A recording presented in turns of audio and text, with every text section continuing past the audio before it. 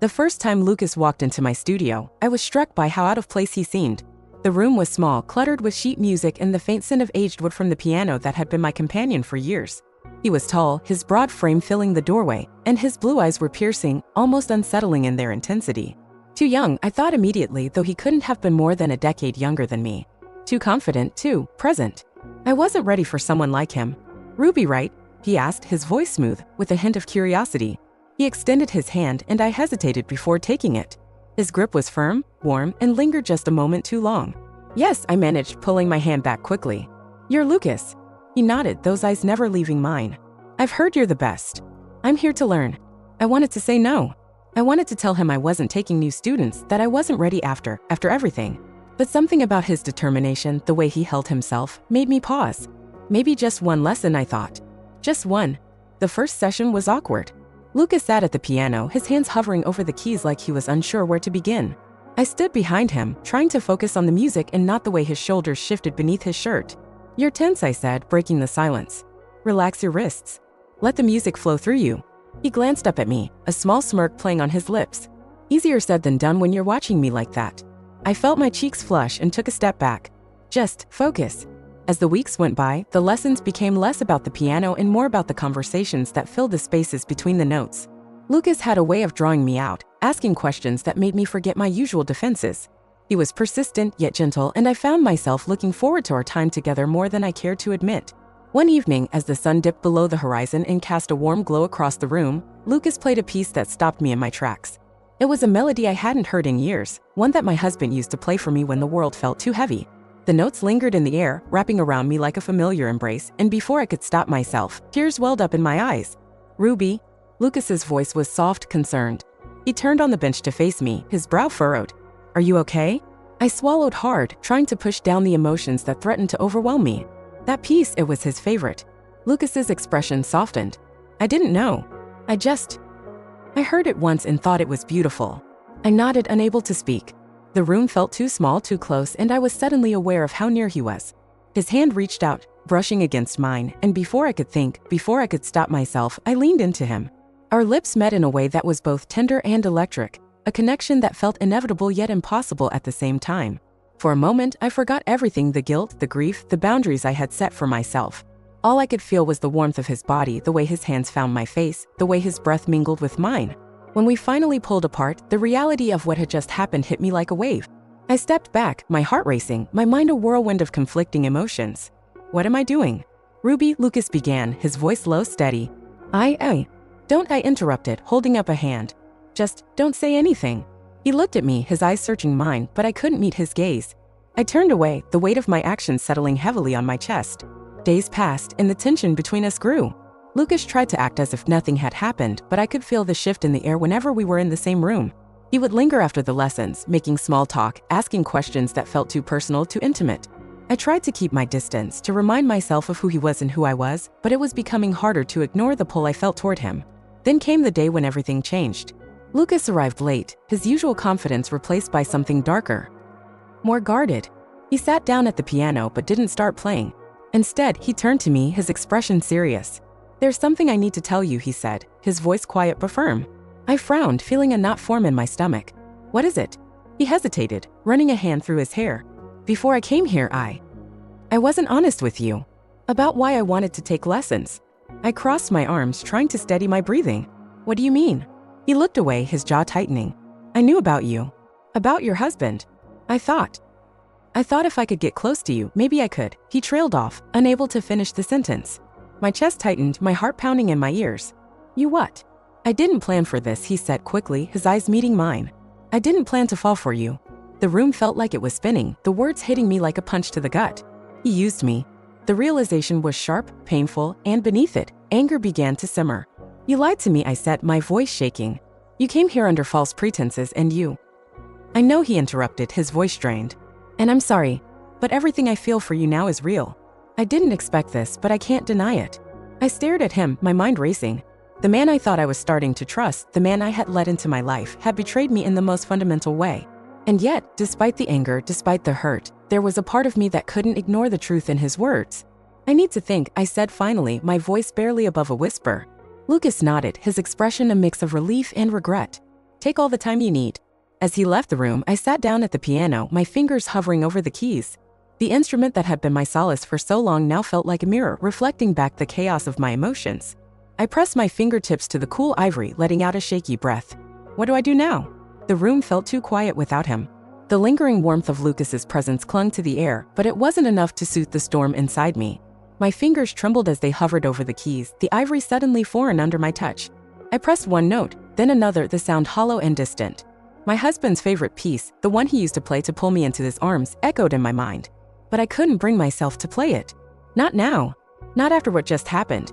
I leaned back on the bench, my heart pounding in my chest. Lucas's confession replayed in my mind like a broken record. He'd come here with a plan, a calculated move to get close to me, and yet he claimed it had turned into something real. Was that even possible? Could someone truly fall for another person after starting with manipulation? Or was it just another layer of the game he was playing? The thought made me nauseous. I stood abruptly, pacing the room as if movement could somehow untangle the mess of emotions knotting inside me. I stopped by the window, my reflection staring back at me, pale, haunted, unsure. What would my husband think of this? The question stabbed at me, sharp and unrelenting. He'd been my anchor, my safe harbor. His embrace had always made the world feel lighter, even when grief threatened to pull me under. And now here I was, standing on the edge of something that felt both exhilarating and terrifying. I turned away from the window, my gaze landing on the piano again. It had been our shared sanctuary, mine and his. He played for me, for us, and in those moments, everything else had faded away. But that was then. This was now. Lucas had played that same piece, the one that still carried the weight of my husband's memory. And for a moment, I'd let myself believe it was him, that somehow he was here with me again. But it wasn't him. It was Lucas, and the way he'd looked at me afterward, like he'd seen straight into the heart of me, had shaken me to my core. I needed clarity. I needed to think. But thinking felt dangerous, like stepping into a minefield where every thought could set off an explosion of guilt or desire. I slumped back onto the piano bench, my hands resting limply in my lap. What do I do now? The question lingered, unanswered as the minutes ticked by. The sound of the door opening snapped me out of my thoughts. I turned, half expecting to see Lucas again, but it was only the wind pushing through the slightly ajar entrance. I stood to close it, but as I stepped into the hallway, I saw him. He was sitting on the porch steps, his head in his hands, the moonlight casting shadows over his profile. He hadn't left after all. I hesitated, my hand on the doorframe.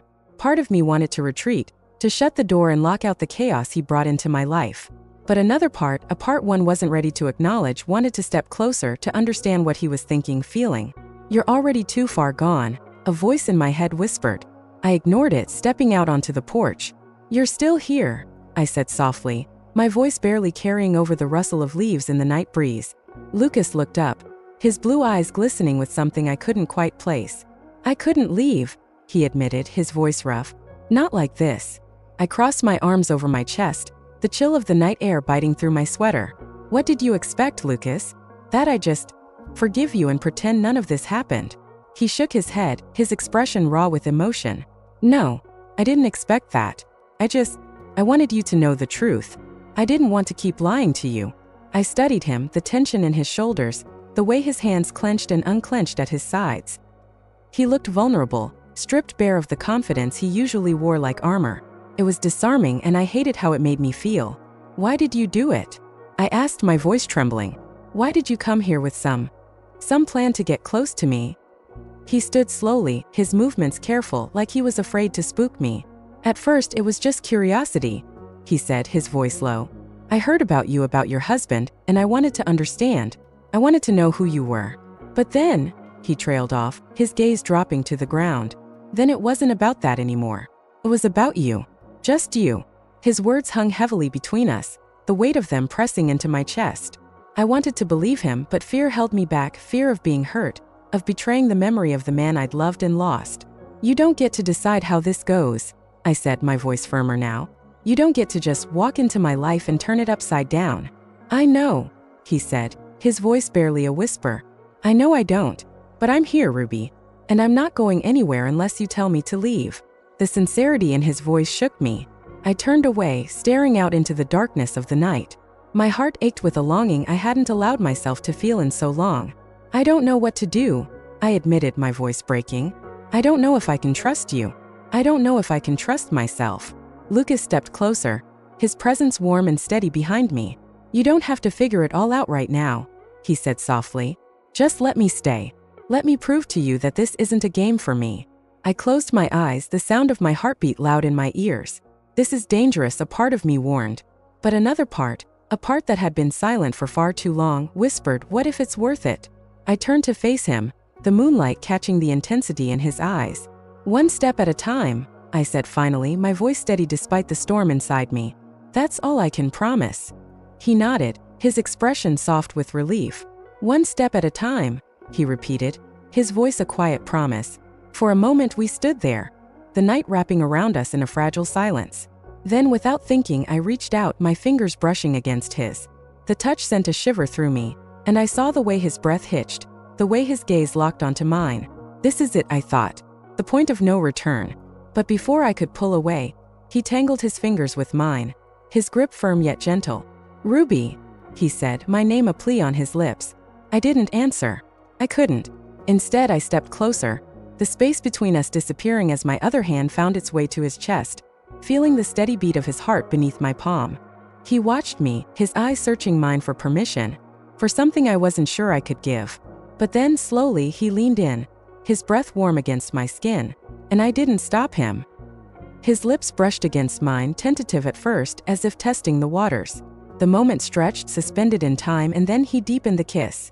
It wasn't hurried or demanding but slow, deliberate, as though he was savoring every second. My hand slipped from his chest to the nape of his neck, my fingers tangling in his hair. His other arm wrapped around my waist, pulling me closer until there was no space left between us. I could feel the heat of his body, the way his heart pounded in sync with mine. When we finally pulled apart, his forehead rested against mine, his breath uneven.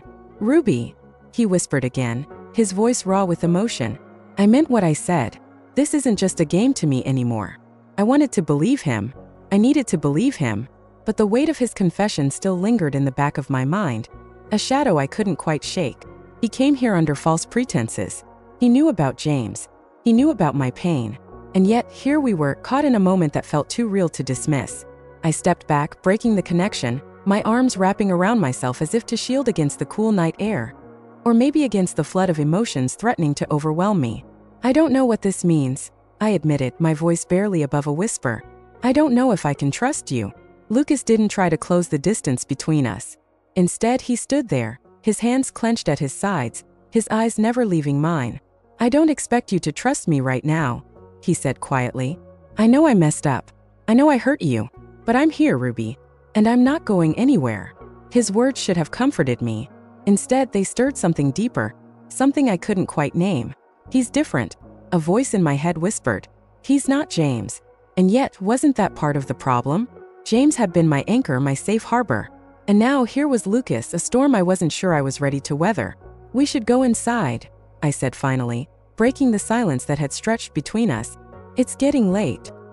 He nodded, his expression unreadable, and followed me back into the house. The air inside felt heavy, charged with an energy I couldn't ignore. I walked to the piano, my fingers trailing across the keys without pressing them, the silence almost deafening. Play something, Lucas said softly, his voice breaking the stillness. I turned to look at him, my brow furrowing. Why? He stepped closer, his eyes searching mine. Because I need to see you let go, even if it's just for a moment. His words struck a chord, and before I could think better of it, I sat down at the bench, my hands hovering over the keys. For a moment I hesitated, the weight of my grief pressing down on me. But then slowly I began to play. The notes flowed from my fingers, soft and melancholy at first, but as I lost myself in the music, they grew louder, more urgent. It was as though the piano had become an extension of me, the keys translating my emotions into sound. I didn't realize I was crying until I felt Lucas's hand on my shoulder, warm and reassuring. I stopped playing, my hands trembling as I rested them on the keys. Ruby, he said, his voice thick with emotion, you don't have to carry this alone. I looked up at him, tears streaming down my face. I don't know how to let go, I confessed. It feels like if I do, I'll lose him all over again. Lucas knelt beside the piano bench, his eyes level with mine. You won't lose him, he said gently. He'll always be a part of you, but you deserve to live, Ruby. You deserve to feel something other than pain. His words pierced through the wall I'd built around myself, cracking it open just enough to let the light in. I reached out, my fingers brushing against his cheek. What if it's too soon?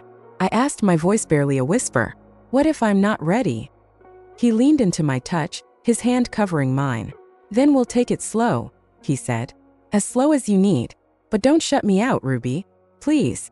I wanted to argue, to tell him that this was too much too fast. But the look in his eyes, those deep, vulnerable blue eyes, stopped me. He's not James, that voice in my head reminded me again. But maybe that's okay.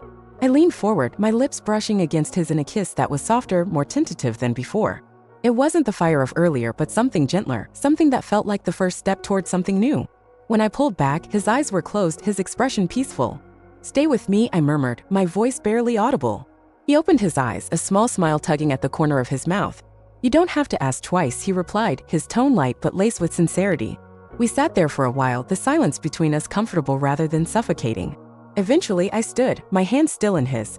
Come on, I said, leading him toward the stairs. It's late. He followed without question, his presence a steadying force. When we reached my bedroom, I paused, my hand on the doorknob. Are you sure? I asked, my voice trembling. Lucas stepped closer, his fingers brushing against mine. Only if you are, he said softly. For a moment, I hesitated. But then I turned the knob, stepping inside with Lucas close behind. The room was bathed in moonlight, the soft glow casting shadows across the walls. I walked to the bed, sitting down and looking up at him. He stood there, his expression unreadable in the dim light. Ruby, he began, but I cut him off. Just hold me, I whispered, my voice breaking. That's all I need right now. He didn't hesitate. He joined me on the bed, his arms wrapping around me as I leaned into him. His warmth surrounded me, his heartbeat steady against my ear. We lay there, our breathing slowly sinking, the weight of the day finally catching up to me. Thank you, I murmured, my voice barely audible. He pressed a kiss to the top of my head, his lips lingering for a moment. Always, he whispered back. As I drifted off, the last thing I felt was the warmth of his arms, the safety of his presence. But even in the quiet of the night, a part of me couldn't help but wonder what comes next.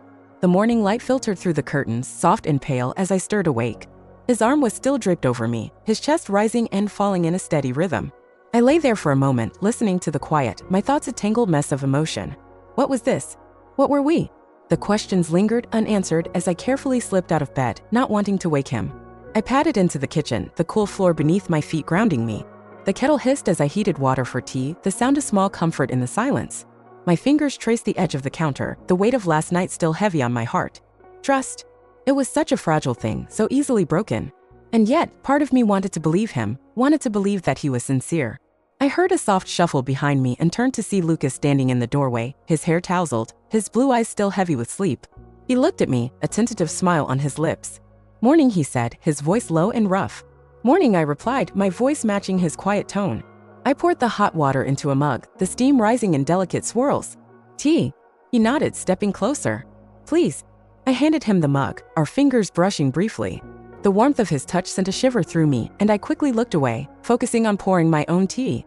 We stood there in silence, the air between us thick with unspoken words. How do you sleep? He asked after a moment, his voice careful as if testing the waters. I took a sip of my tea, the warmth spreading through me. Better than I have in a while, I admitted. You. The same, he said, his eyes meeting mine. You looked peaceful. I felt a blush creep up my cheeks and I looked down at my mug, suddenly fascinated by the swirling leaves. Thank you, I murmured. For staying. He reached out, his hand gently tilting my chin up so I was looking at him again. His eyes were soft, but there was a seriousness in them that made my breath catch. I meant what I said last night, he said. I'm not going anywhere. Not unless you tell me to. I searched his face, looking for any hint of deception, any sign that he was lying. But all I saw was sincerity, and it both scared and comforted me. I don't know if I can trust you, I whispered, the words slipping out before I could stop them. He didn't flinch. I know, he said simply. And I don't expect you to. Not yet. But I'm willing to earn it, Ruby. However long it takes. His words hung in the air between us, heavy and unyielding. I wanted to believe him, wanted to let myself fall into the safety of his arms again. But the fear of being hurt, of being betrayed again, held me back. It's not that easy, I said, my voice trembling. I've already been broken once. I don't know if I can survive it again. His hand dropped from my chin, and he took a step back, giving me space. I understand, he said, his voice gentle. And I'm not asking you to just forget everything. I know I messed up. But I meant what I said. I care about you, Ruby. More than I expected to. And I'll do whatever it takes to prove that to you. I looked at him, my heart aching with the weight of his words. Why?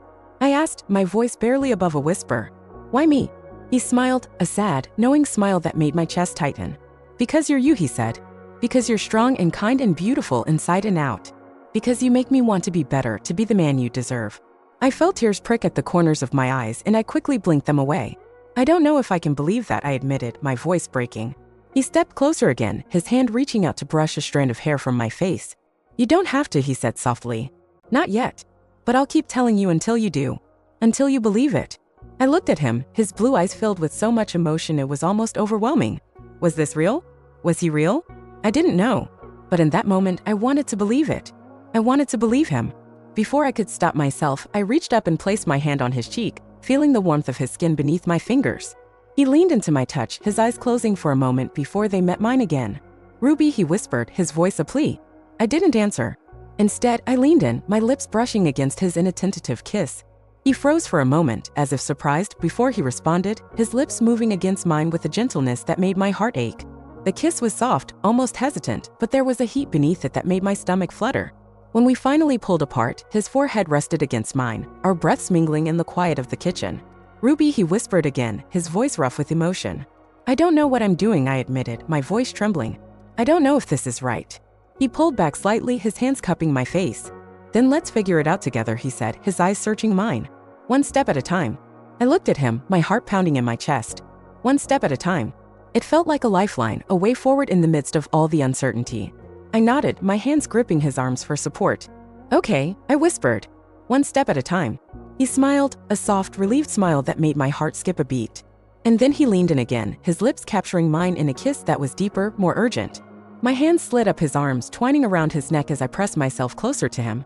The heat between us was undeniable, a fire that had been smoldering and was now threatening to consume us both. His hand slid down to my waist, pulling me even closer until there was no space between us. I could feel his heartbeat, rapid and strong, against my chest, and it only fueled the desire building inside me. My fingers tangled in his hair, pulling him closer, deepening the kiss until we were both breathless. When we finally broke apart, both of us gasping for air, he rested his forehead against mine again, his eyes closed.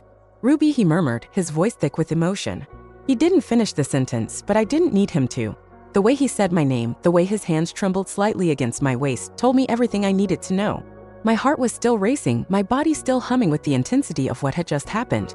I opened my eyes to find him looking at me, those blue eyes of his glistening with something raw, something vulnerable.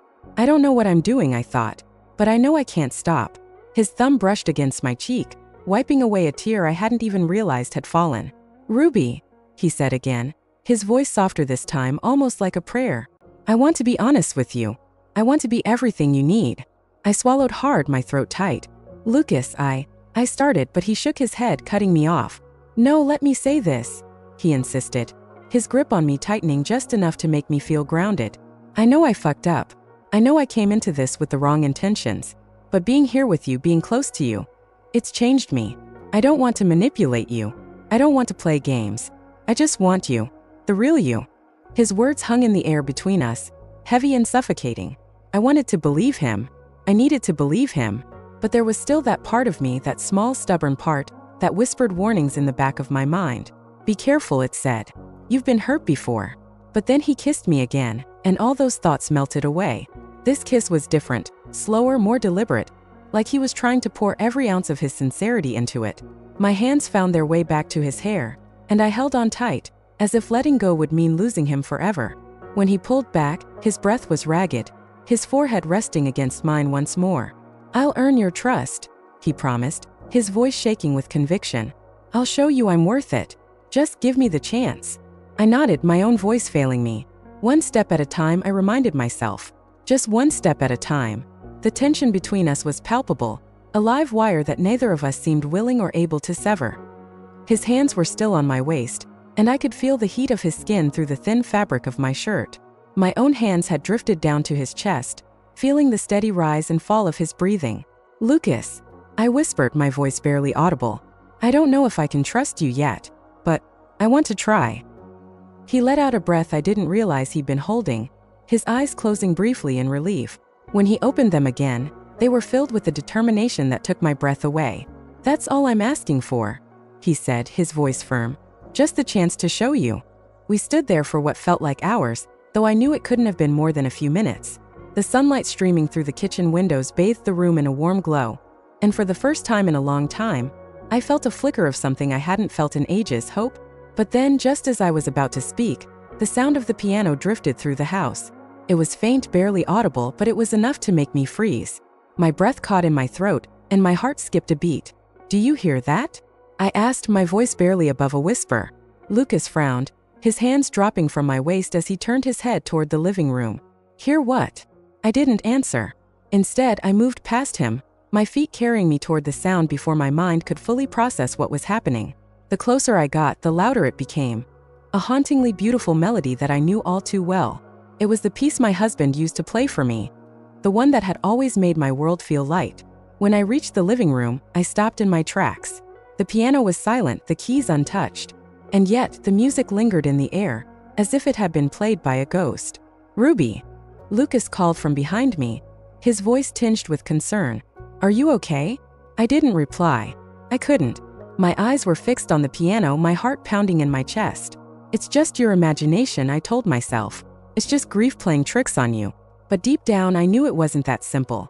Lucas stepped into the room, his presence grounding me in a way I hadn't realized I needed. He didn't say anything, didn't try to fill the silence with meaningless words. He just stood there, his hand brushing against mine, offering me the comfort I didn't know how to ask for. I took a deep breath, forcing myself to look away from the piano. "Let's go," I said, my voice trembling slightly. I need to get out of here." He nodded, his expression understanding as he led me back to the kitchen. But as we walked, I couldn't shake the feeling that something had shifted, something I wasn't ready to face. When we reached the door, I hesitated, my hand resting on the doorknob. "Where are we going?" I asked, turning to look at him. He smiled, that soft, reassuring smile that always seemed to calm the storm inside me. "Wherever you want," he said. "As long as I'm with you." I felt a lump form in my throat, and I nodded, unable to trust my voice. As we stepped outside, the cool air hit my skin, grounding me in reality. The music was gone, replaced by the sounds of the world around us, the rustling of leaves, the distant hum of traffic, the soft chirping of birds. But as we walked, my hand in his, I couldn't help but glance back at the house one last time. The piano sat silent in the living room, but the memory of that melody lingered in my mind, a ghost of a past I wasn't ready to let go of. And as we turned the corner, leaving the house behind, I couldn't shake the feeling that, no matter how far we walked, that music would follow me, a reminder of what I'd lost and what I was slowly starting to find.